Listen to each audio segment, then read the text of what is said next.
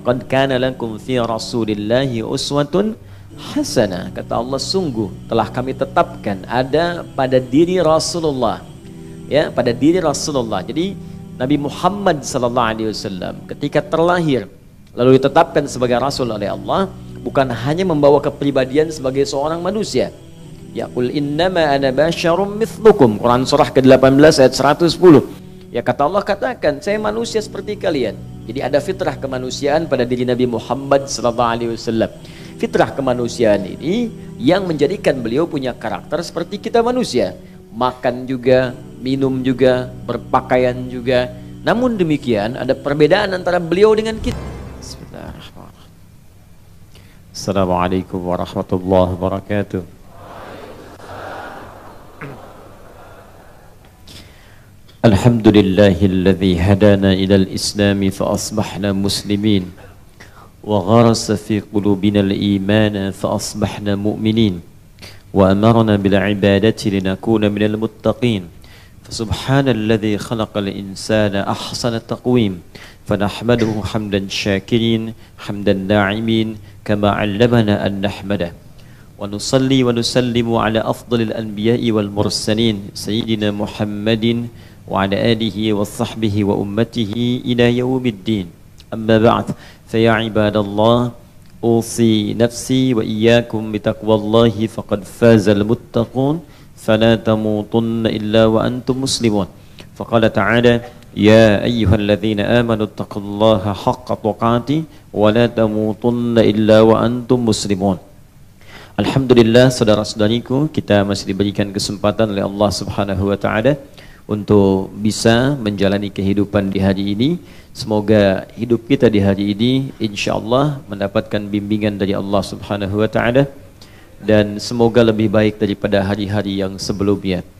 Karena itu seringkali Al-Quran memberikan pesan kepada kita untuk merencanakan kegiatan-kegiatan positif dengan mendasarkan evaluasi pada hari-hari yang telah berlalu.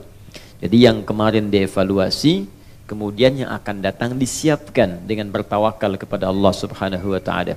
Itu yang dimaksudkan dengan turunnya surah Al-Insyirah itu, ketika Allah menyampaikan fa idza faraghta fansab wa ila rabbika farghab. Fa idza faraghta fansab. Maka jika yang kemarin telah tuntas atau yang telah dikerjakan itu selesai, maka siapkan untuk merencanakan yang selanjutnya.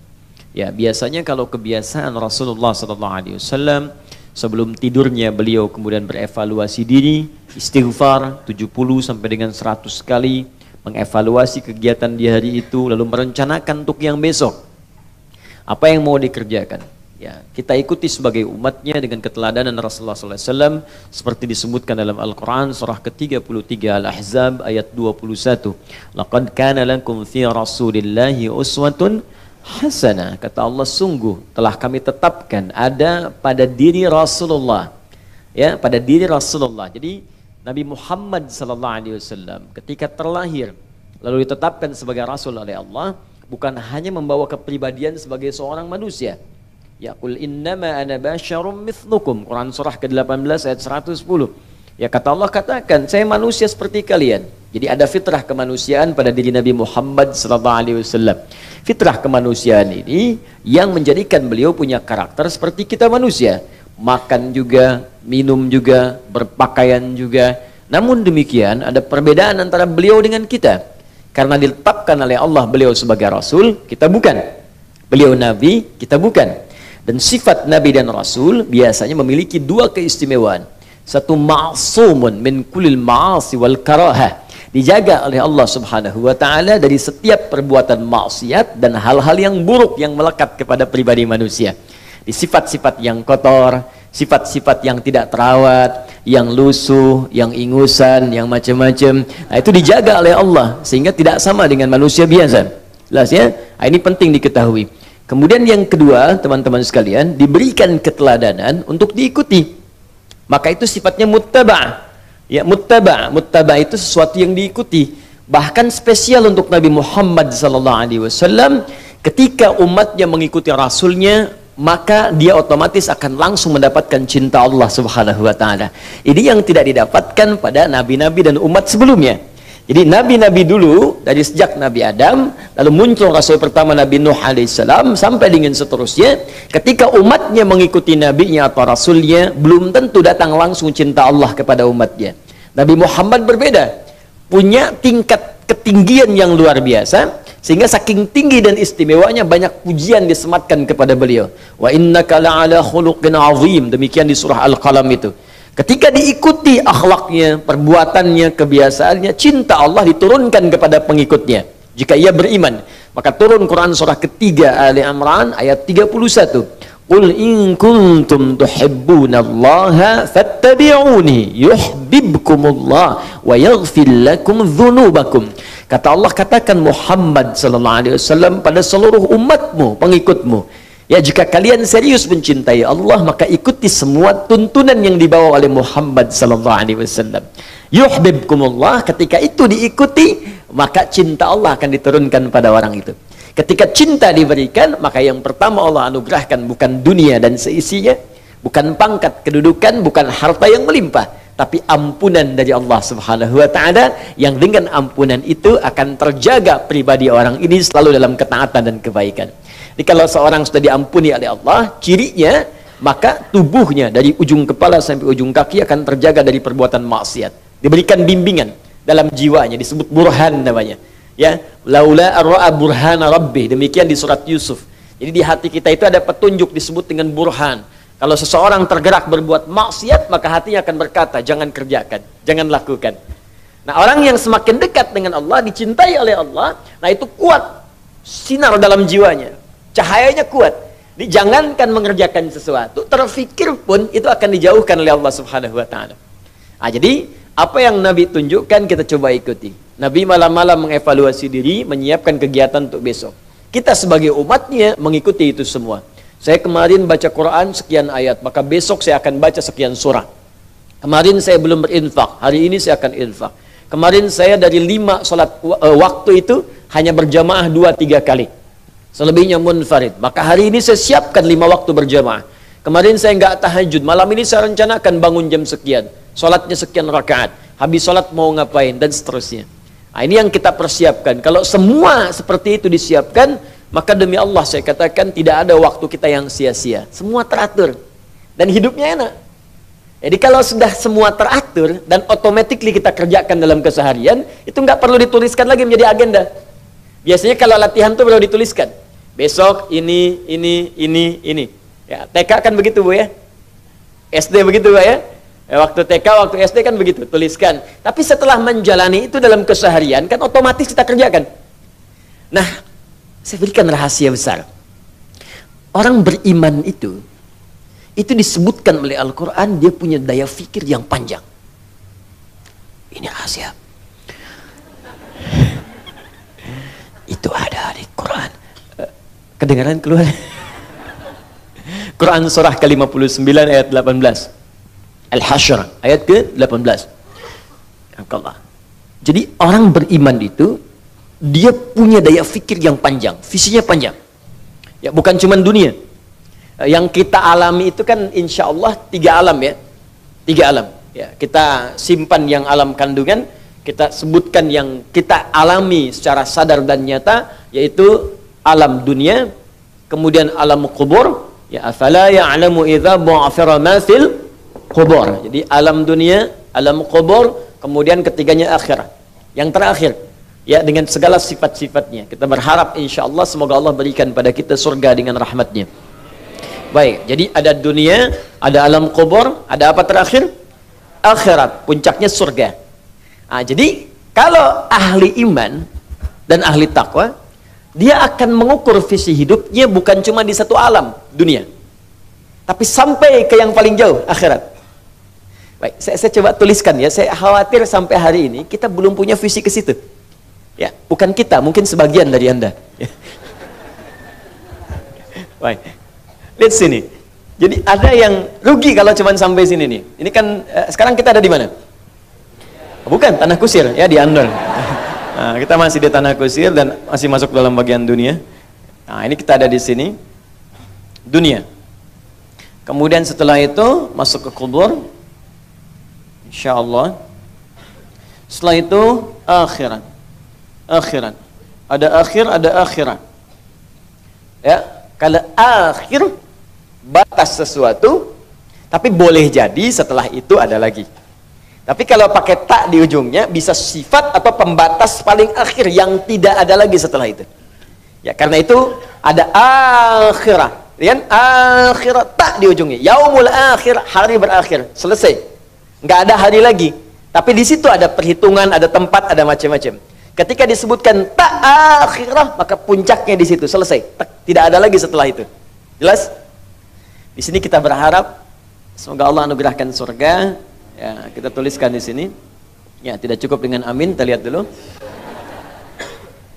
Jadi di Quran surah ke-59 ayat ke-18 Allah sampaikan ciri orang yang beriman plus takwa.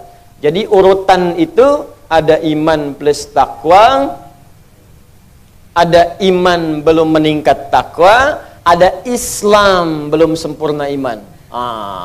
Nih. 1, 2, 3. Bilang ya. Ada Islam belum sempurna iman. Kalau Islam belum sempurna iman itu baru syahadat di lisan. Mengucapkan kalimat iman di lisan, tapi imannya yang di lisan belum sampai ke hati. Ini sering saya uraikan. Ini ada kasusnya di Quran surah ke-49 ayat ke-14. Quran surah ke-49 ayat ke-14. Qalatil a'rabu amanna qul lam tu'minu. Ya, awas hati-hati. Sebagian orang-orang Arab Badui berkata, Muhammad sallallahu alaihi wasallam, kami telah beriman. Lalu Nabi terdiam, turun jawaban langsung dari Allah. Awas hati-hati. Apa kata Allah? Qul, katakan Muhammad sallallahu alaihi wasallam, lam tu'minu. Kalian belum beriman dengan serius, walakin qulu aslamna. Tapi katakan kami baru masuk Islam. Jadi syarat masuk Islam mengucapkan syahadat kan di lisannya. Asyhadu an la ilaha illallah. Maka itu kalimat iman cuman baru di lisan. Walamma yadkhulul imanu fi qulubikum. Sementara imannya belum masuk ke hati. Jadi dari lisan ini belum ditembuskan ke jiwa ke sini. Ya, kalau belum ditembuskan ke jiwa, maka kata Allah baru formalitas Islam. Itu yang dituliskan di KTP-nya Islam, kan? Di lisannya Islam, Muslim. Cuman karena imannya belum masuk ke dalam jiwanya, maka tubuhnya belum dibimbing oleh cahaya iman dalam hatinya. Beda, cahaya iman kalau sudah masuk ke hati maka akan membimbing seluruh bagian tubuh kita. Ketika akan menatap, imannya akan membimbing mata kita, ini yang harus ditatap, ini palingkan. Ketika akan bicara, imannya membimbing lisannya, ini yang harus dikatakan, ini yang tidak boleh disampaikan. Ketika ke tangan sampai ke ujung kaki, maka dibimbing seluruh anggota tubuh kita. Karena itulah pernah saya sampaikan di banyak kesempatan, ketika Allah menyebutkan fungsi tubuh kita, maka kalimat iman dulu yang disampaikan di awalnya. Mata, qul lil mu'minina yaghuddu min absarihim. Katakan pada pria-pria yang punya iman, matanya lihat yang baik. Tak mampu melihat yang baik, palingkan, ghaddul basar. Demikian untuk perempuan, wa qul lil mu'minati yaghuddna min absarihinna. Baik lisan, ya ayyuhalladzina amanu, iman dulu, la yasra qaumin qaum. La ya ayyuhalladzina amanu la yaghtab ba'dukum ba'dha. Hei orang-orang beriman, jangan saling mencela. Hei orang-orang beriman, jangan gosip. Imannya dulu. Begitu iman disebutkan, baru kemudian ke fungsi tubuhnya. Ya ayyuhalladzina amanu kulu mimma razaqnakum. Ya kullu min thayyibati ma razaqnakum. Hei orang-orang beriman, silahkan bekerja cari nafkah. Imannya dulu, baru pekerjaannya. Iman. Nah, bagaimana cara meningkatkan iman? Berlatih lewat takwa. Karena itu setiap ada kalimat iman seringkali disebutkan dengan takwanya. Bisa takwa sebelumnya, bisa takwa di akhirnya. Dzalikal kitabul la hudalil. Setelah itu alladzina yu'minun. Baik, ya ayyuhalladzina amanu kutiba alaikumus kama kutiba alal ladzina min la'allakum tattaqun. Setiap ada iman, takwa. Setiap ada takwa, iman. Jelas sampai sini? Baik, ketika kemudian iman bersanding dengan takwa, maka orang ini kata Allah akan punya visi yang sangat panjang. Apa visinya? Dia akan turunkan pola hidupnya, memulai dari puncak yang paling tinggi, dari 3 dimensi yang dilalui dalam hidupnya. Dimensi pertama dunia, dimensi kedua alam kubur, dimensi ketiganya alam akhirat. Maka orang beriman, orang muslim yang beriman dan bertakwa, dia akan memulai visi kegiatannya dari sini, diturunkan. Jadi bukan dari sini.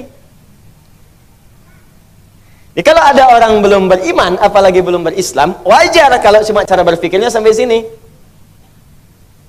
Nanti anak saya TK, SD, kemudian SMP, kuliah, jadi dokter. Sampai sini aja, dokter. Dokter dunia, alam kubur diobatin. Anak saya jadi arsitek. Arsitek dunia, membangun gedung cakrawala. Di alam kubur gelap, tak mampu membangun apapun. Mau kaya, kumpulkan harta. Tapi ketika wafat kan selesai, telah meninggal dunia. Artinya semua yang dihasilkan di dunia ditinggalkan. Ditinggalkan, jadi gak ada yang dibawa. Makanya ada orang-orang yang cara berpikirnya sampai di sini saja. Awas, hati-hati, hati-hati. Tadi di awal saya katakan jangan-jangan ada sementara kita mengaku beriman tapi visi kita belum masuk dalam kategori yang disebutkan oleh Al-Quran. Karena ada yang sampai sini saja. Quran surah kedua, Al-Baqarah ayat ke-200, paling kanan agak ke bawah sedikit. Perhatikan kalimatnya. Wa minan nasi may yaqulu rabbana atina fid dunya. Bukan. Jangan ngarang Joni. Wa ma lahum fil akhirati min khalaq. Aja.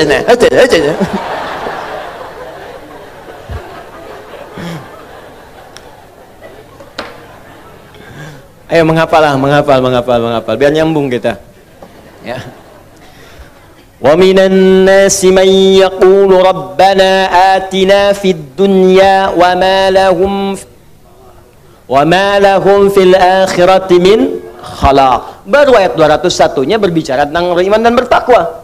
Wa minhum may yaqulu rabbana atina fid dunya hasanah wa fil akhirati wa qina adzabannar. Jadi ada orang yang orientasinya dunia saja.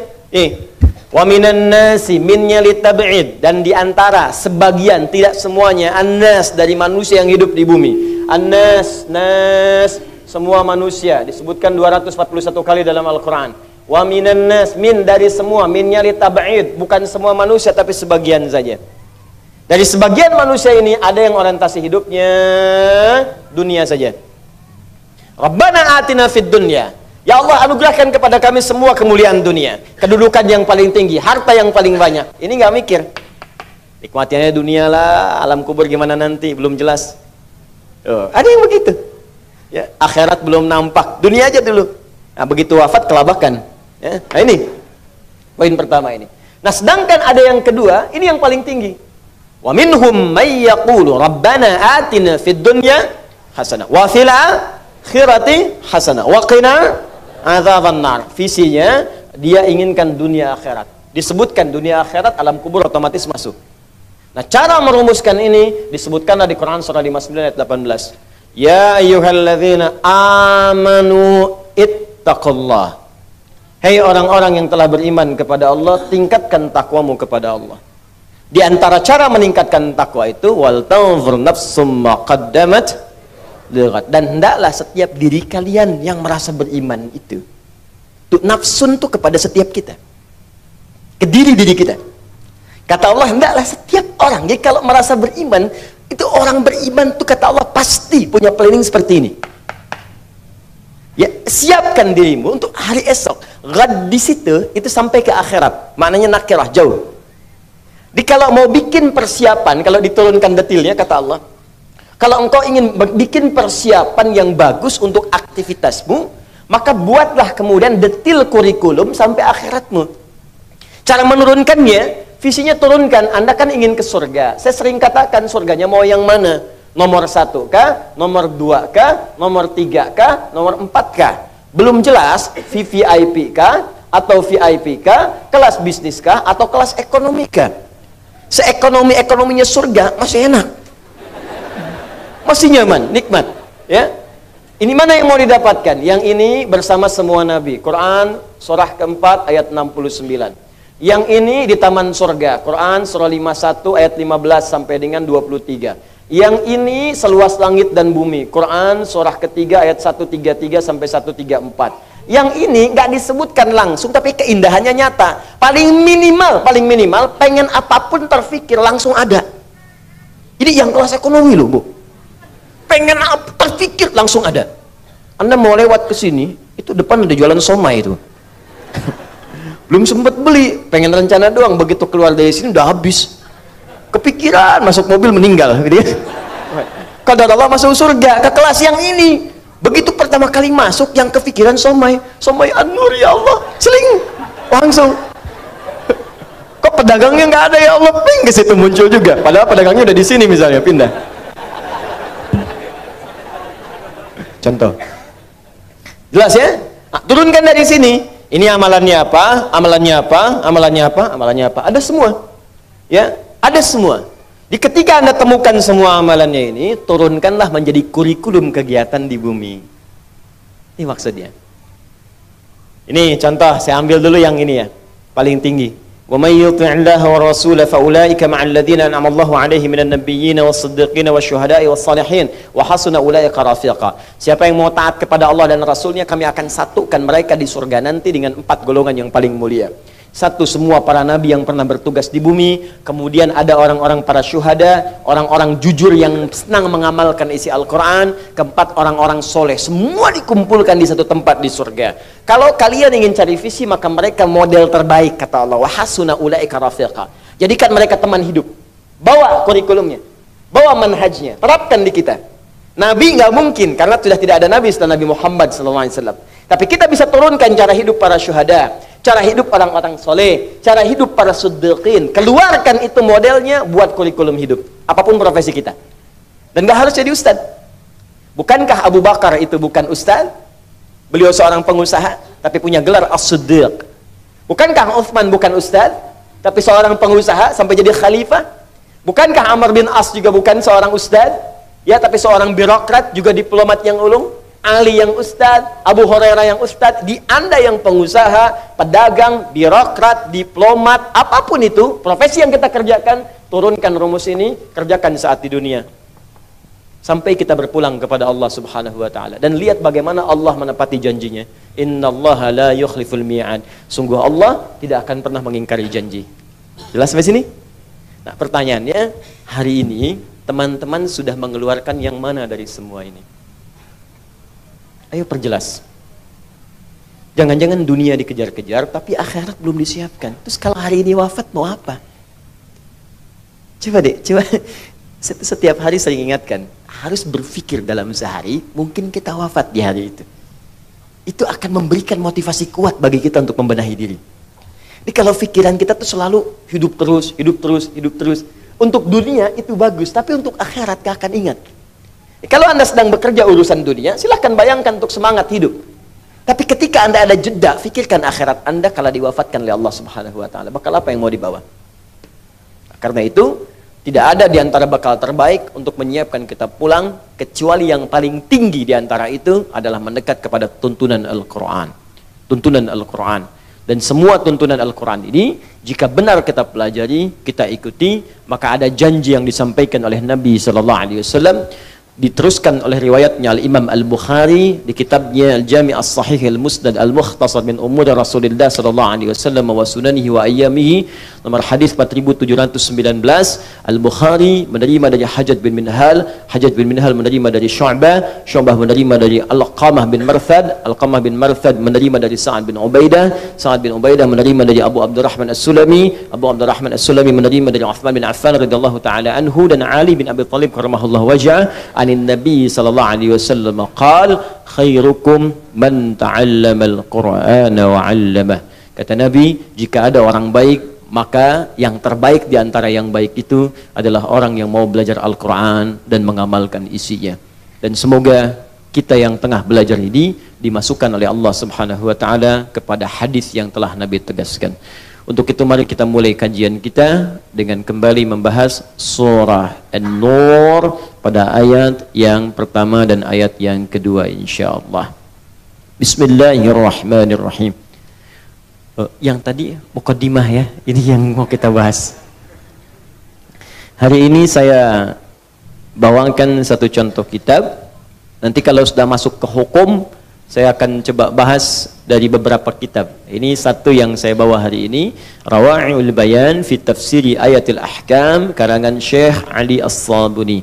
Ya, jadi nanti ini satu saya coba bahas. Nanti kita bahas juga nanti kitab-kitab yang lain termasuk di tafsirnya, ya, misalnya Syekh Al-Qurtubi dan Syekh yang lainnya, termasuk beberapa bagian tafsir-tafsir. Hari ini kita tajamkan dulu untuk bagian ayat pertama dengan kedua. Sekarang kita ambil bagian akhir penutup di ayat pertama dan mengantar pada ayat yang kedua. Bismillahirrahmanirrahim. Kita baca dulu sama-sama supaya mendapatkan pahalanya.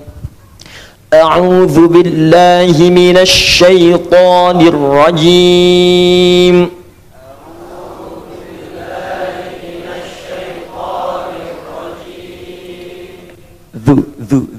Bukan du.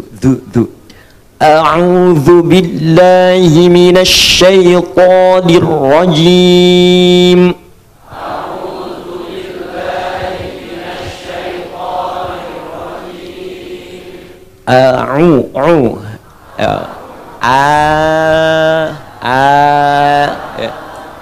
Sebentar. Ya. Ini ada 3 huruf, sebagian menyebut 2, itu yang nggak ada sekat. Jadi begitu dibacakan langsung mengalir dari bagian bawah nafas ya sampai dengan keluar di lisan, di mulut. Itu disebut harful hawa. Ada hamzah, alif, ha. Sebagian tidak menyebutkan alif karena ada hamzah. Jadi hamzah, alif dan ha. Itu nggak ada sekat. Jadi dari sini langsung keluar. Ya. Disekat di sini di ha. Ya. Jelas disekat di lidah, misalnya di gigi jadi ya. Tapi kalau tidak ada sekat jelas. Nah, itu hurufnya ada berapa? 3. Satu apa? Alif. Kedua apa? Hamzah. Ketiga apa? Baik. Ini huruf apa? Tar, saya hapus dulu supaya kelihatan. Bismillah.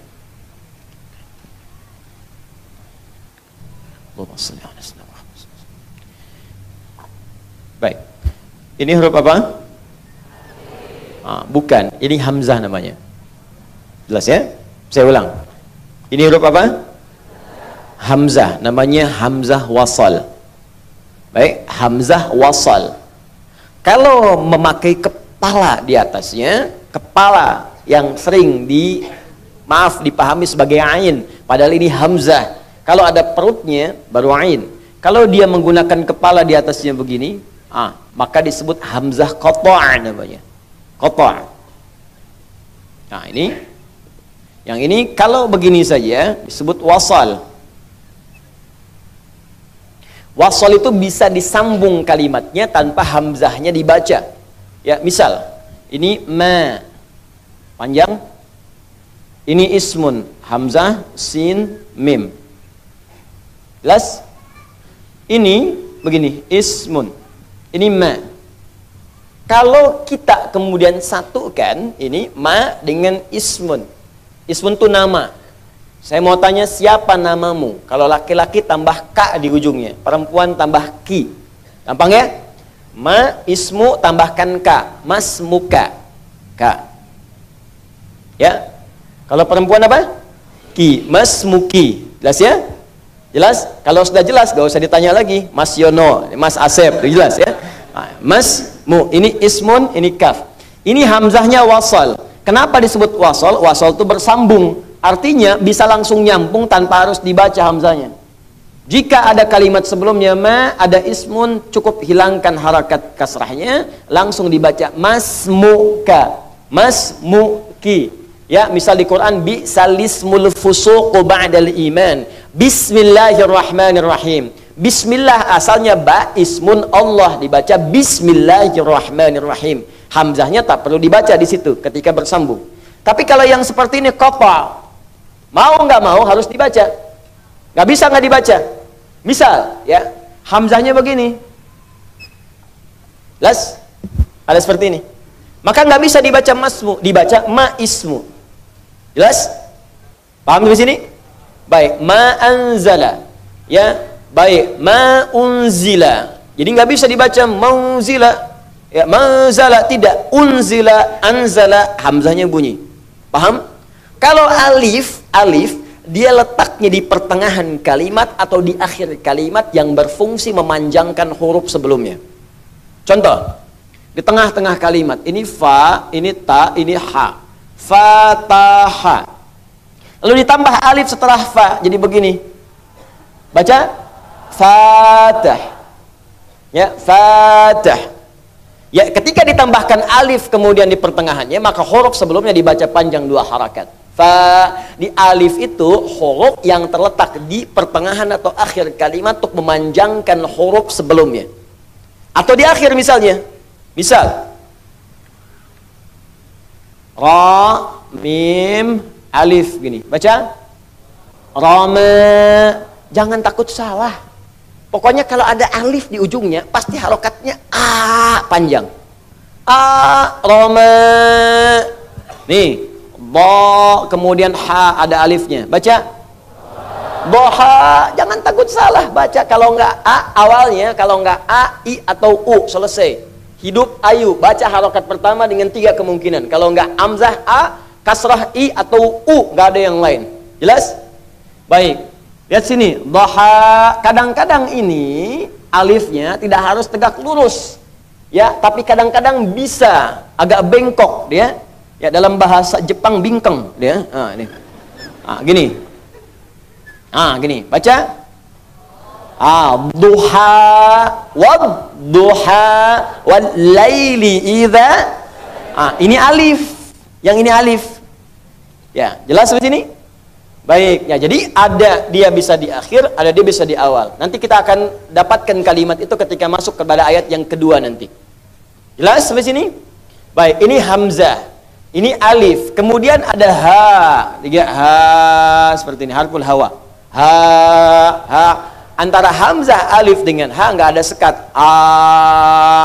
Begitu disekat misalnya, salah satunya sekat di sini. Ya, dari hamzah a menjadi a, ditekan di sini a. Ya, hati-hati. Ini ada ain. Kalau ini ditutup begini, cuman kepalanya saja, maka bukan ain, ingat tuh hamzah. Awas, karena ada sebagian yang membaca hamzah dibaca ain. Ya, amana billah, amana, bukan amana. Ya, tapi yang ini ain, yang ini a. Jelas? A'udzu disatukan hamzah dengan ain. A'u.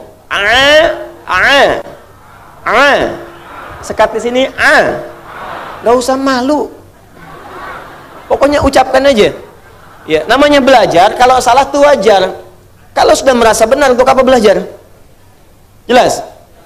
Ya, jadi kalau Anda sedang belajar menemukan guru yang ketat, berbahagia, syukur pada Allah. Syukur karena itu Allah berkehendak belajar kita benar, dan jangan marah pada guru seperti itu. Ya, ibu silahkan dibaca, guru private diundang ke rumah. A'udzu bu zu. Pulang ustadznya, Pak ganti aja deh, baru a'udzu. Udah 3 pertemuan. Apa? Ya. A'udzu billahi minasy syaithanir rajim. A'udzu billahi minasy syaithanir rajim. Bismillahirrahmanirrahim. Bismillahirrahmanirrahim. Suratun anzalnaha وفرضناها وأنزلنا فيها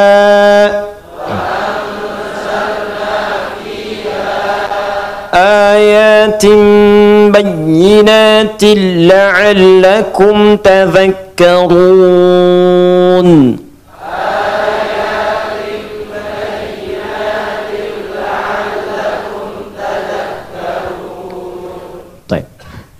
Kita berharap mudah-mudahan sebelum dibahas tafsirnya, Allah berkenan memberikan pahala pada kita saat membacanya. Ya, saya tidak ingin menghilangkan sedikit bagian pun yang mungkin bisa kita dapatkan. Di pertemuan 1-3 telah kita sampaikan bahwa Allah pada ayat yang pertama ini ingin menegaskan di surah ini, satu surah, bukan 1-2 ayat, tapi seluruh ayatnya satu surah ini saya turunkan, kata Allah, dan saya wajibkan bagi kalian untuk mengamalkannya jika kalian ingin mendapatkan cahaya dalam kehidupan. Karena itu surah ini disebut surah cahaya. Mata menatap, alhamdulillah, mendapat bimbingan cahaya. Telinga mendengar, ada cahaya di pendengaran kita. Kaki melangkah, mendapat bimbingan cahaya dari Allah. Maka saya turunkan, kata Allah, satu surah yang dengan kalian membahas, mengkaji dan mengamalkan surah itu seluruhnya, dan saya wajibkan kalian mengamalkan isinya, bukan sekedar dibaca. Kalaupun ada yang baca surah ini sampai khatam berkali-kali, ratusan kali, ribuan kali, tapi tidak mengamalkan isinya, maka besar kemungkinan dia tidak bisa mendapatkan cahaya yang dijanjikan. Lalu saya terangkan, kata Allah, semua rumusan untuk mendapatkan cahaya itu dengan keterangan yang jelas. Ayatim bayyinat. Keterangan-keterangan dariku, tanda-tanda dariku, petunjuk-petunjuk dariku, kata Allah, dengan sangat jelas. Bayyinah itu, Bapak Ibu sekalian, kalau di dunia hukum itu bukti yang sudah nyata, yang nggak bisa ditolak lagi. Lam yakunil ladzina kafaru min walal musyrikina munfakkina hatta bayyinah. Ya, orang-orang kafir itu, orang-orang musyrik itu dari kalangan ahli kitab, ya, kata Allah, sulit mempercayai kamu Muhammad sallallahu alaihi wasallam sebelum datang kepada mereka bukti yang jelas. Karena itu pada diri Nabi Muhammad sallallahu alaihi wasallam oleh Allah diberikan tanda yang sangat jelas, yang mustahil bagi mereka untuk mengelak dari tanda-tanda itu. Di kitab mereka dituliskan seorang nabi akhir zaman punya tanda di pundaknya. Ya, begitu dilihat di pundaknya tandanya ada. Seorang nabi akhir zaman ketika berjalan dari sejak kecil akan ada awan teduh yang menaungi. Tandanya jelas kelihatan. Ya, seorang nabi akhir zaman akan punya tanda begini-begini, semua tandanya muncul semua. Nah, itu diketahui oleh mereka. Tidak ada celah kemudian untuk mengelaknya. Seperti persis matahari terbit di timur, kemudian tenggelam di barat. Nah, itu bayyinah.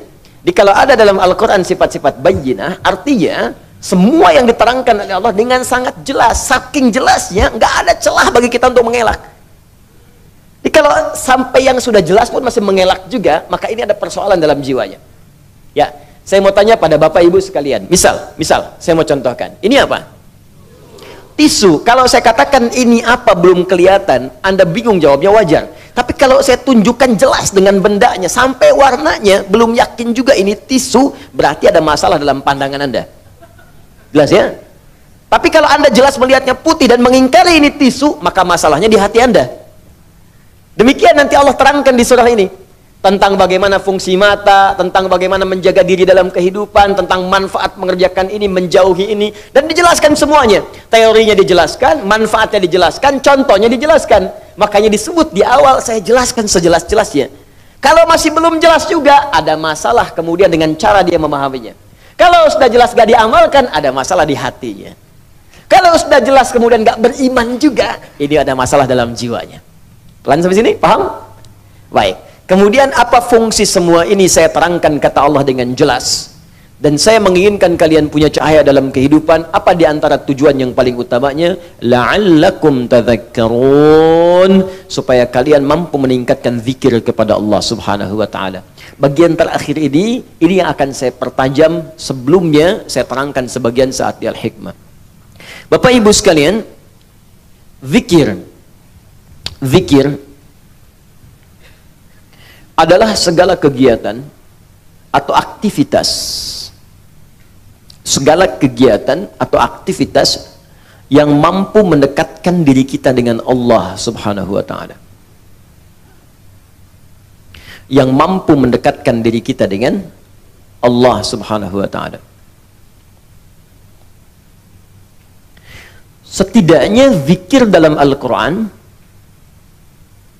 itu memiliki 3 fungsi secara umum. Dia ada 3 fungsi zikir secara umum ya. Pertama, mengenalkan dan mendekatkan seorang hamba dengan Allah Subhanahu wa taala. Mengenalkan dan mendekatkan seorang hamba dengan Allah Subhanahu wa taala. Sudah? Jadi bagi yang belum kenal Allah, belum beriman, maka dengan dia mengenal zikir, mendengar misalnya, atau melihat, atau memikirkan hal yang terkait dengan zikir, maka dia berpotensi akan mengenal Allah Subhanahu wa taala. Dengan mengenal itu, boleh jadi kemudian semakin dekat dia untuk mendapatkan hidayah. Contoh, saya berikan langsung misalnya, Allah perdengarkan zikir kepada semua kalangan manusia, dan zikir ini diperdengarkan 24 jam tanpa berhenti semuka bumi. Jadi terus berputar. Apa diantaranya? Suara azan. Ya, azan. Azan itu bagi orang beriman panggilan untuk sholat. Bagus.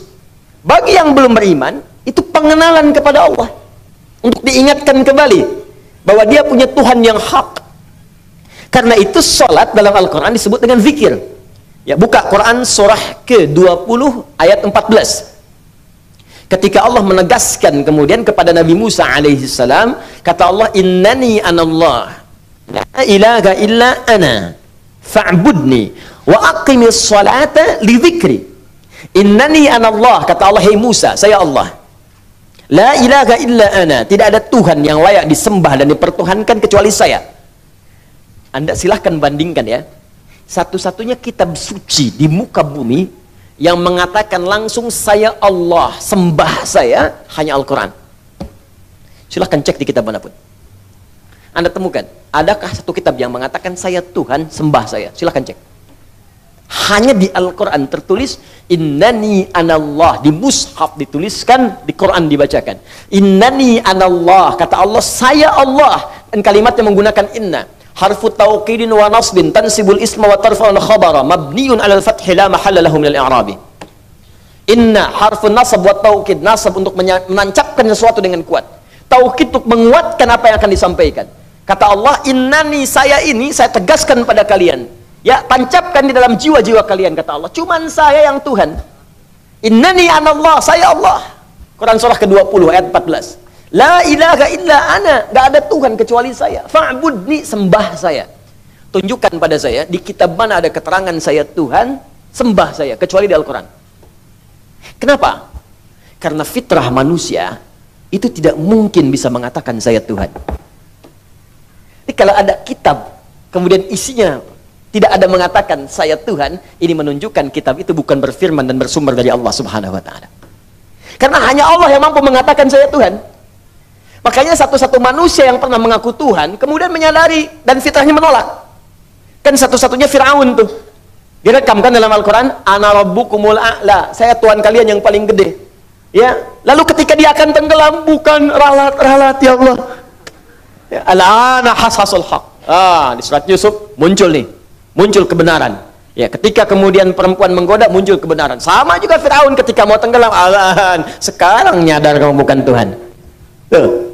Di fitrah manusia itu nggak bisa mengaku Tuhan. Kalau mengaku yang setara-setara itu, setara itu ada nilai kemanusiaannya, mungkin nabi ada banyak. Ngaku nabi ada karena sebagian sifat kenabian itu sifat-sifat manusia, sifat kemanusiaan fitrah. Makanya manusia ada di antara mereka mengaku nabi, ada. Ya, kan banyak tuh. Sekarang pun ada nabi baru lagi tuh. Allahu Akbar, tiap bulan tuh. Tiap bulan ada aja yang baru-baru. Ya. Anda bayangkan, tapi mengaku Tuhan nggak ada. Karena itu cuma di Al-Quran langsung yang menyebutkan. Ini menunjukkan Quran benar firman Allah. Kata Allah, saya Tuhan, nggak ada Tuhan selain saya, sembah saya. Bagaimana menyembahmu ya Allah? Fa'budni wa aqimis salat, tunaikan salat li dzikri, supaya engkau bisa kenal denganku, zikir. Supaya engkau bisa dekat denganku. Karena itu panggilan untuk salat, panggilan yang mengenalkan Allah. Silahkan cek. 5 kali dalam sehari, dibagi dalam setiap waktu. Kalimat panggilan salat dibuka dengan kalimat apa? Allahu Akbar, Allahu Akbar. Allah. Di bagi yang belum pernah dengar Allah selama hidupnya, walaupun dia belum beriman, diperdengarkan. Allah, Allah, Allah. Setidaknya akan bertanya. Anak kecil yang hidup di lingkungan orang-orang yang belum beriman akan bertanya, Allah, apa itu Allah? Siapa itu Allah? Pagi baru bangun tidur diperdengarkan. Ya, bahkan yang belum bangun bisa diperdengarkan. Allahu Akbar, Allahu Akbar. Siang kedengaran lagi, sore kedengaran lagi, maghrib kedengaran, mau tidur diperdengarkan lagi. Dari bangun tidur sampai tidur lagi diperdengarkan. Dan saya sering katakan, cuman lafaz azan yang dikumandangkan di bumi yang tidak pernah berhenti. Karena itu jadwal sholat ketika disusun itu Anda terlihat ada perbedaan kan? Tanah Kusir dengan Pondok Indah beda mungkin sekian menit. Ini sekian menit, ini sekian menit, sekian menit. Mesir selesai adzan, Libya adzan. Libya selesai, Tunisia adzan. Tunisia selesai, Maroko adzan. Maroko selesai, Aljazair adzan. Nyebrang langsung dari Italia ke Spanyol ke Prancis terus. Di Indonesia pun begitu. Dari Sabang sampai Merauke 24 jam nggak pernah berhenti lafaz adzan. Jadi zikir, manfaat yang pertama bisa mengenalkan seseorang yang belum kenal Allah dengan Allah. Karena itu tidak sedikit orang mendengar adzan masuk Islam. Diperdengarkan. Anda bayangkan, ada orang dengan mata melihat tayangan. Ya, makanya bikin Bapak Ibu status-status yang baik. Di Facebook tayangkan aja hadis, ayat, isi dengan dakwah. Boleh jadi apa yang kita tampilkan mungkin dilihat orang, dan kalau bukan dia mendekat kepada Allah, atau dia kemudian menjadi beriman kepada Allah. Yang sudah beriman semakin kuat imannya. Yang belum beriman begitu melihat status Anda, mari berbuat baik dalam kehidupan. Al-Quran surat sekian, ayat sekian. Mari kita berbuat jujur, hadis Nabi SAW. Teman Anda mungkin bukan semuanya Muslim. Begitu melihat ajaran Islam yang sesungguhnya, dia melihat, dia mengamati, tiba-tiba besoknya dia beli mushaf, dilihat, dikaji, dan memutuskan mengucapkan asyhadu an la ilaha illallah wa asyhadu anna Muhammad Rasulullah. Karena status yang Anda tulis di media sosial itu. Maka ketika dia beramal selama hidupnya, Anda mendapatkan bagian dari semua pahala yang dia dapatkan. Cuman satu yang Anda tuliskan. Ini bikin status, Tanah Kusir macet ya. Apa yang didapatkan? Nggak ada yang dapat gitu kan. Ini zikir. Jadi bagi yang belum kenal, kenalkan. Bagi yang sudah kenal, maka zikir ini akan mampu mendekatkan pelakunya semakin dekat dengan Allah Subhanahu wa Ta'ala. Karena itu orang yang rajin sholat, semakin banyak sholat, semakin dekat dengan Allah. Nggak percaya silahkan Bu, Pak. Kalau yang masih sholatnya fardu saja, apalagi yang kerjanya, maaf ya, menyendiri, belum senang jamaah, itu perasaannya masih biasa. Beda dengan ketika Anda mulai memburu masjid untuk jamaah. Di rumah pun pengen jamaah. Beda ketika Anda mulai memburu salat sunnah, malam tahajud, siangnya duha dikerjakan, rawatib tak tinggal. Demi Allah saya katakan, demi Allah, wallahi, Anda akan mendapatkan kenikmatan iman dalam jiwa. Yang ketika tertinggal sunnah, Anda bisa gelisah. Itu tanda Anda sudah mulai semakin dekat dengan Allah Subhanahu wa Ta'ala. Contoh lain, Al-Quran disebut zikir. Quran surah ke-15 ayat 9. Inna nahnu nazzalna dzikra wa inna lahu lahafizun. Sungguh kami telah turunkan Al-Quran sebagai zikir. Anda kalau sedang baca Al-Quran, zikir, sedang zikir. Semakin meningkat levelnya, saya udah nggak mulai mau baca lagi, saya pengennya langsung menghafal. Baca, menghafal. Maka meningkat langsung. Tingkatnya dari yang cuma 1 naik langsung 4. Disebutkan di Quran surah 54 ayat 17, 22, 32, 40. 4 kali disebutkan dengan kalimat yang sama. Walaqad yassarnal Qur'ana lidzikri. Sungguh kami telah mudahkan Al-Quran untuk dihafalkan. Menghafal Quran disebut dengan zikir. Karena itu, orang yang baru baca dengan yang telah menghafal, kedekatan dengan Allahnya beda. Nggak percaya silahkan cek.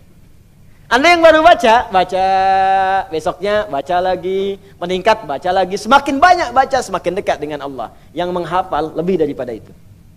Tambah lagi, ngulang lagi, murajaah lagi, bangun tahajud, ulangi lagi. Semakin terasa perbedaannya.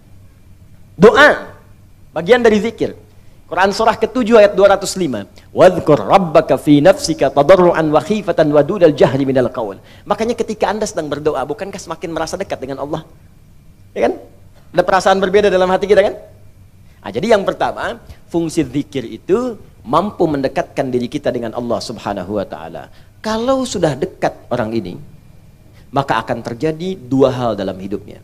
Fokus. Hal pertama, mudah mengerjakan perintah Allah, dan yang kedua, mudah meninggalkan larangan Allah Subhanahu wa Ta'ala. 1, mudah mengerjakan perintah Allah Subhanahu wa Ta'ala, dan yang kedua, mudah meninggalkan larangan Allah Subhanahu wa Ta'ala. Udah, sami'na wa ata'na saja. Kata Allah, salat, siap ya Allah. Puasa, siap ya Allah. Infak, siap ya Allah. Zakat, aku usaha supaya zakat ya Allah. Dia bekerja itu dapat kekayaan bukan supaya pengen kaya, supaya pengen zakat Bu. Coba lihat Pak. Perhatikan cara berpikirnya ya. Orang kalau sudah imannya tinggi, dengan Allahnya semakin dekat, jadi dia ingin meraih kedudukan dunia itu, bukan untuk mendapatkan dunianya, untuk mendapatkan kedekatan ridha Allahnya. Di saat orang mencari dunia untuk menambah harta, saya pengen mobilnya diupdate dari Avanza jadi Ferrari, saya kan? Saya pengen kedudukan diupdate dari yang bawah jadi ke atas. Cuman untuk itu saja. Orang beriman tidak. Ya Allah, saya cari harta untuk supaya saya bisa zakat, saya bisa infak, saya bisa sedekah. Makanya ketika orang mengejar akhirat, dunianya ikut. Ya, mohon maaf Bapak Ibu, bukan berarti Anda zakat itu dilarang untuk memberi mobil-mobil yang bagus. Kalau bisa pakai. Subuhan pakai Ferrari, duhur Lamborghini gitu kan. Enggak apa-apa, silakan. Enggak ada masalah. Tunjukkan bahwa dengan itu semua terupdate status Anda di hadapan Allah Subhanahu wa taala. Boleh. Ini beli Ferrari cuma buat dipakai panasin doang. Menjelang subuh, balapan sama taksi dibayar. Ngapain? Cuman dilihat, ya pesen onder deal, bawa angkut pesawat, datang capek, ya udah kita kerjakan dengan baik, visi akhirat dunia ikut, paham? Nah, jadi ini bagian yang pertama. Makanya update, orang yang kemudian mudah dekat dengan Allah, kenapa berpikir supaya mudah kita menunaikan perintah Allah. Demikian ketika dilarang pun mudah kemudian meninggalkan. Makanya nanti di ayat ini ada ujian. Betul nggak kita mudah mengerjakan ini dan mudah meninggalkan yang dilarang? Kata Allah, jangan zina, siap saya tinggalkan ya Allah. Jangan mencuri, nggak akan saya kerjakan ya Allah. Jangan gibah, nggak akan saya lakukan ya Allah. Kamu gibah ya? Tidak ya Allah. Tidak akan pernah saya kerjakan. Tidak seperti ibu itu tuh. Kalau tiap hari ya Allah gibah terus. Gibah itu namanya. Jangan sombong, tak akan saya lakukan ya Allah. Sami'na wa ata'na. Ya, jadi teman-teman sekalian, dalam dua konteks ini, orang-orang yang dekat dengan Allah Subhanahu wa taala, ya, ketika dia kemudian mendekat kepada Allah, dengar kalimat Allah, bagi yang belum beriman, boleh jadi bisa kemudian memutuskan untuk beriman. Dengan izin Allah kita berdoa, mudah-mudahan yang belum beriman diberikan kekuatan untuk oleh Allah Subhanahu wa taala untuk mengucapkan syahadat. Amin. Ustaz afwan, ada yang ingin masuk Islam. Alhamdulillah. Mari kita bahas. Alhamdulillah. Baik, disiapkan dulu kalau sudah siap. Oh, ini perempuan ya, Mbak Olivia Catherine, ada di sini? Ada. Oh, sudah siap? Oh, baik. Boleh dijeda sebentar Bu, Pak? Ya. Bismillah. Boleh saya minta datanya dulu, disiapkan dulu datanya ya, nggak usah maju banyak ke sini. Ya, banyak wajah-wajah yang harus diwaspadai di depan. Saya minta datanya, saya teruskan sambil tolong diminta. Ya, di situ aja di dalam, kemudian mic-nya di dalam. Ya, karena beliau perempuan, kita jaga kehormatan beliau, ya supaya saya cukup mendengar suaranya. Mohon di datanya dulu ya. Saya pinjam KTP-nya mungkin sebentar supaya saya bisa ketahui. Jangan-jangan nanti begitu saya sapa Pak Surya yang jawabnya.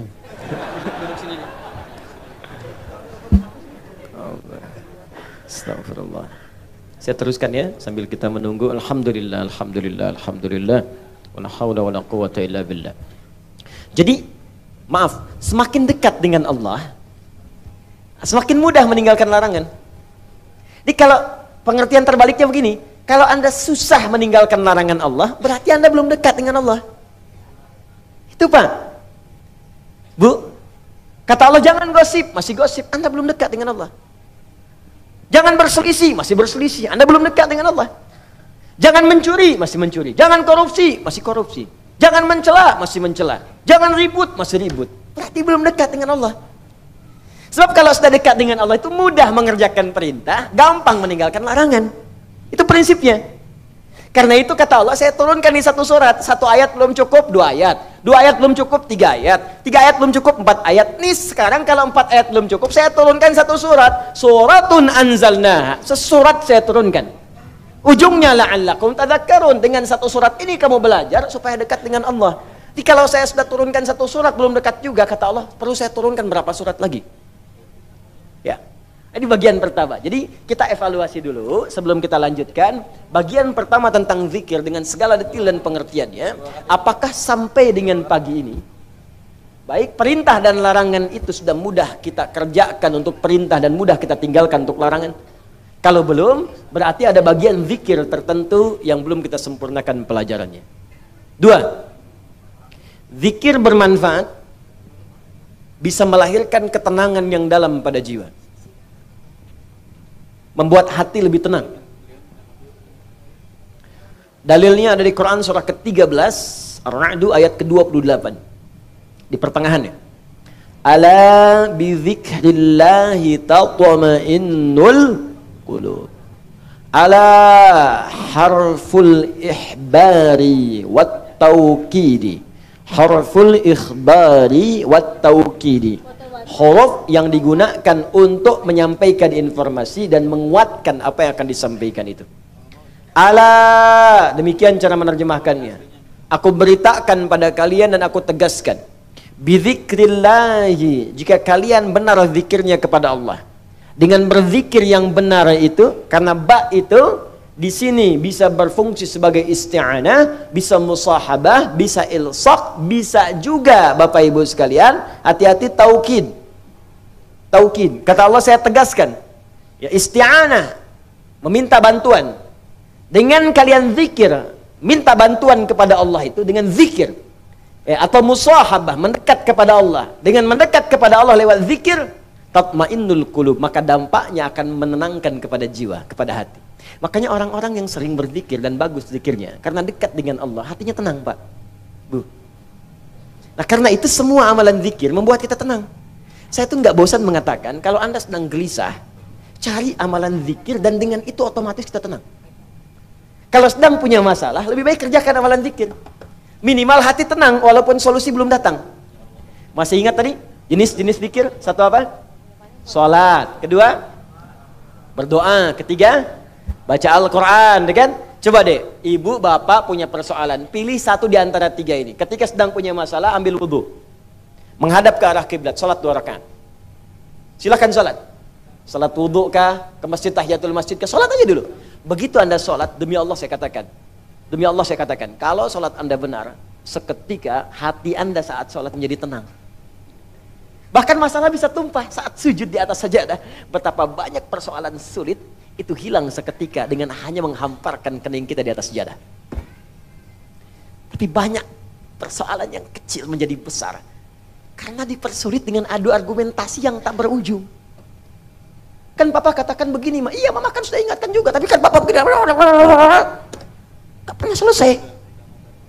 Ada orang yang cuma bangun takbir Allahu Akbar, kemudian sujud. Dia tekankan keningnya di sajadah itu. Dia curahkan perasaannya, mengalir air matanya. Begitu salam assalamualaikum, pasrah jiwanya, tenang hatinya. Walaupun solusi belum datang, tapi ketenangan itu sudah ada. Dan ketenangan itu setengah dari solusi. Makanya orang tidak ingin kehilangan ketenangan. Orang lebih baik berkurang dunia dibandingkan hilang ketenangan. Cek kalau nggak percaya, cek ya. Anda pilih mana? Kaya tapi gelisah atau miskin tapi tenang? Jangan pilih yang ketiga. Kaya tapi gelisah atau miskin tapi tenang? Pilih.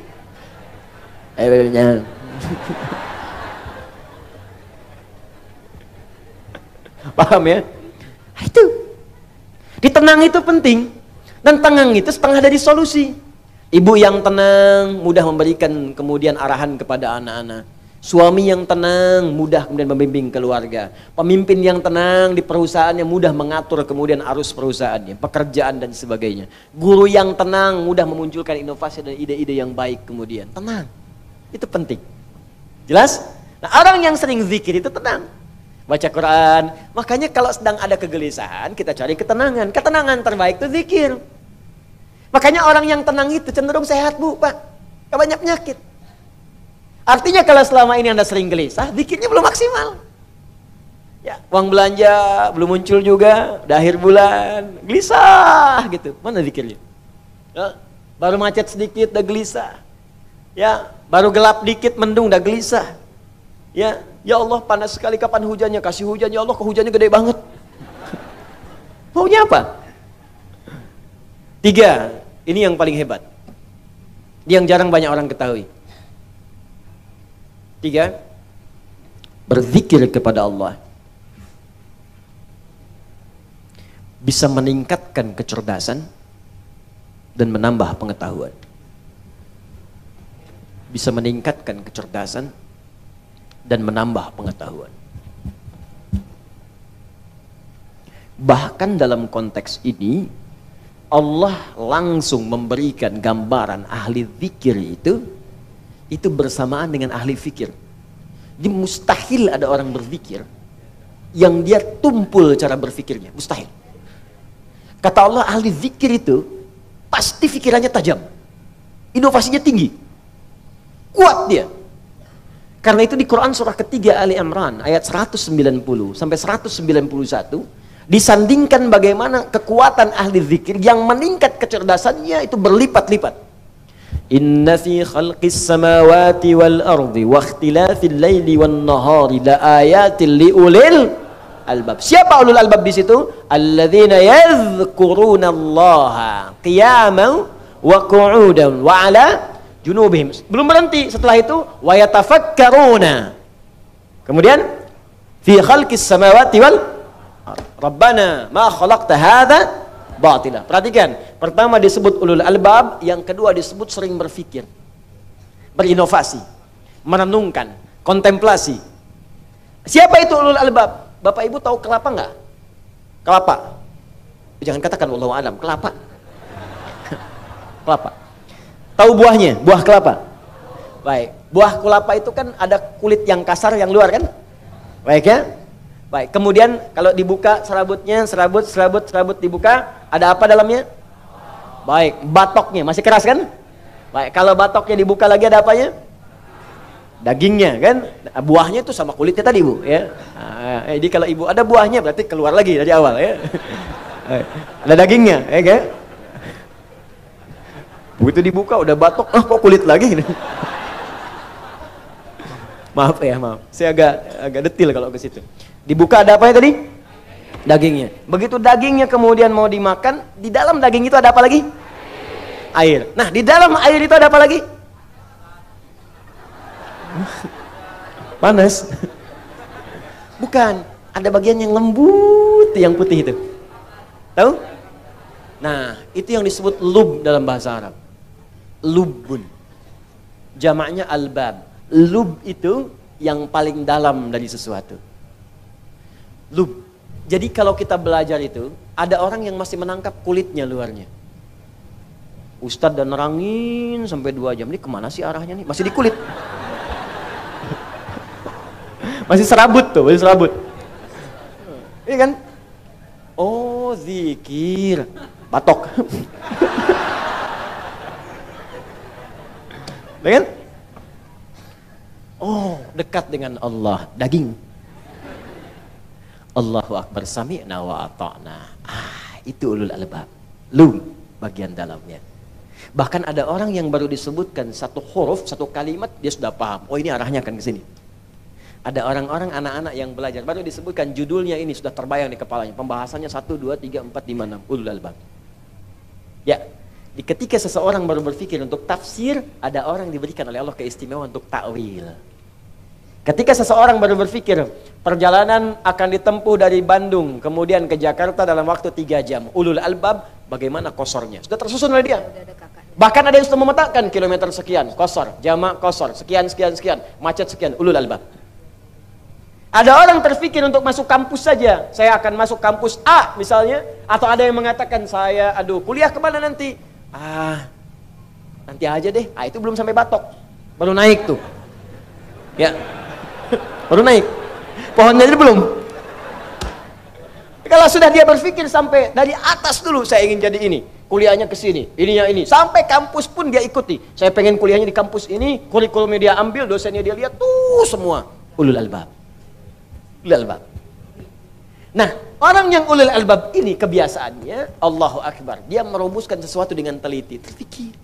Jadi kalau dia jadi pengusaha, runtut usahanya. Ini modalnya, ini sekian, keuntungan sekian, tantangan sekian, ini sekian, visinya begini, ini. Mulai, jalan. Dia jadi pemimpin, dia rumuskan. Berapa yang saya pimpin, objeknya mana, berapa kalangan, ini karakternya apa, ini bagian apa, ini yang harus dirumuskan. Ada. Ini yang harus saya lakukan. Jadi guru, apa yang mau saya terangkan? Targetnya apa nih? Murid bisa ini, bisa sholat. Oh, fikih sholat yang diajarkan.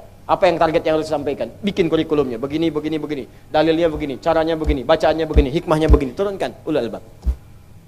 Jadi kalau karakteristik ulul albab ini hadir dalam jiwa kita, maka hidup kita akan jadi terarah dan semua apa yang kita kerjakan pasti sukses. Karena itu, perhatikan baik-baik. Ibu, Bapak masih ingat jenis zikir pertama yang saya sebutkan tadi apa? Salat.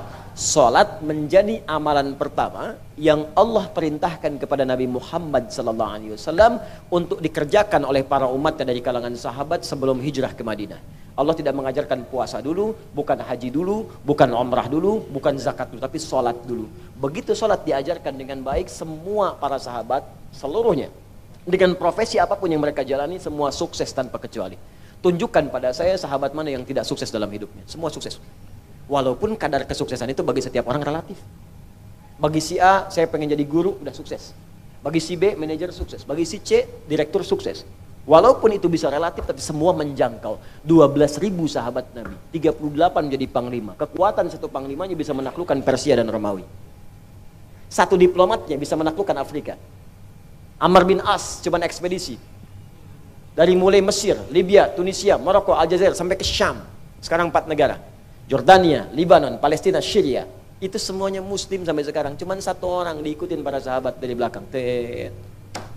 Satu orang ikut ketika hijrah kemudian ke Ethiopia, ke Habasyah. Sekelompok sahabat Nabi dipimpin Ja'far, ya, bin Abi Thalib.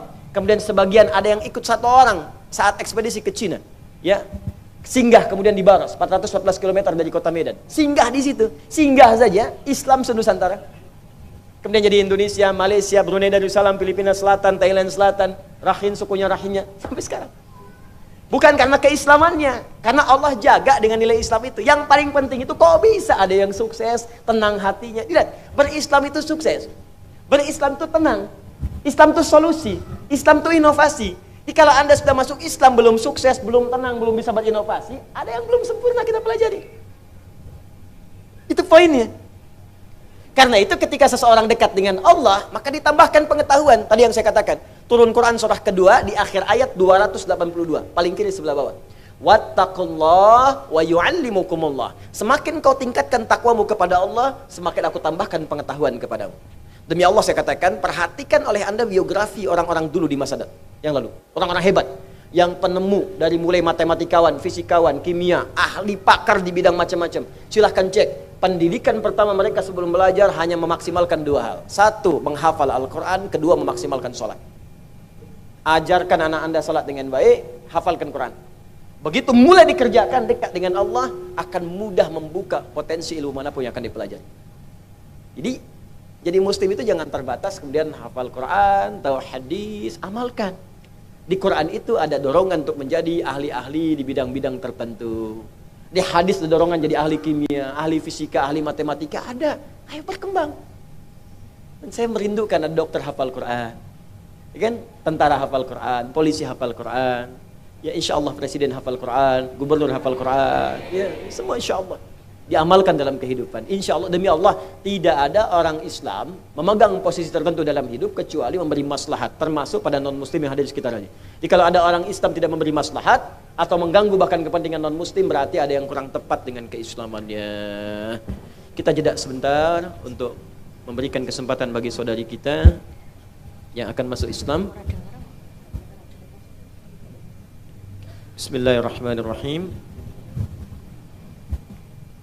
Mohon izin, Mbak Olivia mendengar suara saya? Terdengar? Bisa dijawab kalau terdengar? Ya. Oh baik ya. Baik. Namanya Olivia Catherine ya? Iya. Baik ya. Gak apa-apa, yang penting suara terdengar ya. Ya. Tak melihat gak ada masalah, yang penting hati tersambung. Alamat Pondok Pinang, betul ya? Iya betul Ustaz. Baik. Mohon izin, ini dari Kristen Protestan? Ya. Baik. Tanggal lahir Jakarta 19 Oktober 1988. Ayah masih ada? Ada. Ibu? Ada. Tahu mau masuk Islam? Ibu tahu, karena bapak saya sama ibu saya udah pisah. Oh baik, baik. Kenapa mau masuk Islam? Karena saya melihat di agama saya yang lama itu kurang kurang sreg gitu. Kalau di Al-Quran kayak saya lihat, saya dengarkan dari YouTube gitu, khotbah gitu, kalau bahasa dan tulisan itu nggak bakal bisa berubah gitu. Baik. Yakin Mbak? Ya? Yakin mau masuk Islam? Yakin. Baik. Mohon izin saya mengingatkan sebentar, termasuk bagi teman-teman hadirin semua, Mbak Olivia, ada 3 keterangan dalam Al-Quran bagi setiap orang yang ingin memutuskan masuk Islam, dan 3 hal ini mutlak kemudian harus diketahui, diyakini, baru kemudian diputuskan. Yang pertama, Al-Quran memberikan pesan tidak boleh seorang masuk Islam ada unsur paksaan sedikit pun. Terdapat di Quran surah kedua Al-Baqarah ayat 256. La ikraha fid din, tidak boleh ada paksaan bagi seseorang yang masuk ke dalam ad-din atau menunaikan amalan-amalan dalam ad-din. Yang dimaksud ad-din di sini Islam, Quran surah ketiga ayat 19. Inna ad-dina 'indallahil Islam. Karena itu saya ingin memastikan kata Al-Quran masuk Islam harus ada kesadaran yang paling dalam dari hati, tidak boleh ada unsur paksaan baik lembut ataupun kasar. Baik Mbak Olivia, ada yang paksa untuk masuk Islam? Nggak ada. Yakin? Yakin. Baik ya, itu lihat CCTV di situ, barangkali ada wajah-wajah yang pernah memaksa, tidak ada? Tidak ya? Tolong Bapak Ibu saksikan ya, bahwa beliau murni dari pribadinya ingin berislam. Dan yang kedua, mohon maaf, ya di Islam tentunya ada ibadah, seperti di kepercayaan lain ada ibadah, dan kalau sudah masuk Islam, kata Allah, ini wajib menunaikan ibadah itu, yang dengan ibadah itu diharapkan kita menjadi lebih baik.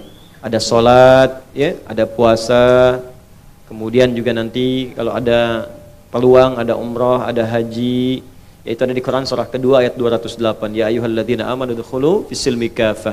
Hai orang-orang yang telah masuk Islam beriman, maka dengan imanmu itu kamu harus beribadah ya dengan kemampuan kamu secara menyeluruh. Mbak Olivia, yakin mau masuk Islam? Yakin. Siap nanti menunaikan sholat? Siap. Kalau bangun pagi jam berapa? Jam 3:30. Oh, 3:30, Masya Allah, luar biasa ya. Itu udah siap, pertahankan ya Mbak ya. Ya, nanti ada sholat subuh ya. Nah, tapi 4:30, kalau 3:30 belum subuh ya. Nanti Insya Allah ya bisa tahajud. Baik. Yang ketiga, ini yang paling penting. Ibu agamanya apa? Kristen. Masih Kristen, baik. Ibu mengizinkan Mbak masuk Islam? Mengizinkan karena kebetulan kan suami memang Muslim, jadi dibilang kalau imamnya kamu bisa bawa olive juga semakin membaik, kenapa enggak gitu. Baik, alhamdulillah. Sudah ya. Nah, ini ada ketentuan terakhir sebelum saya bantu untuk syahadatkan di Quran surah ke-31 Bapak Ibu ayat 14 sampai 15. Khususnya di ayat ke-15-nya, wa in jahadaka 'ala an tusyrika bi ma laysa laka bihi 'ilmun fala tuti'huma wa shahibhuma fid dunya ma'rufa. Kata Allah, kalau kamu sudah berislam, kemudian dibawa oleh orang tua untuk dipaksa ikut kembali kepercayaan semula, kalian tolak dengan cara yang lembut. Tapi kalaupun sudah berislam, jangan putuskan hubungan kekeluargaan dan pergaulan dalam pergaulan dunia. Tetap berbuat baik kepada ibu ya. Kalaupun sudah masuk Islam, ada rizki bagi dengan suami, ada makanan antarkan, ada kelebihan suguhkan, dan tampilkan kepribadian Islam yang baik. Mudah-mudahan itu menjadi hidayah bagi ibunda insyaallah. Siap? Ya. Baik, saya akan bantu, ikuti saya. Mohon izin ucapkan dengan hati dan tolong pelan-pelan saja. Ya, jangan terburu-buru. Pelan-pelan ikuti dan mudah-mudahan dilancarkan insyaallah. Baik. Bismillah. Bismillahirrahmanirrahim. Ar-Rahim. Ashhadu alla ilaha illallah wa ashhadu anna Muhammadan